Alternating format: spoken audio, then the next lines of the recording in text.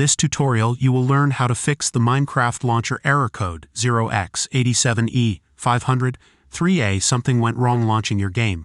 First, open the Start menu. Type Task Manager. Open Task Manager. Look for any Minecraft services.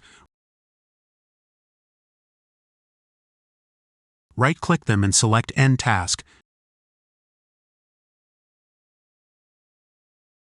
Make sure that all the Minecraft services have been closed.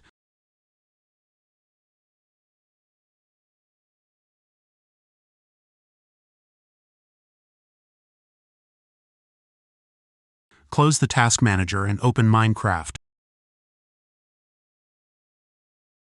If this tutorial helped you, don't forget to like and subscribe. Thanks for watching.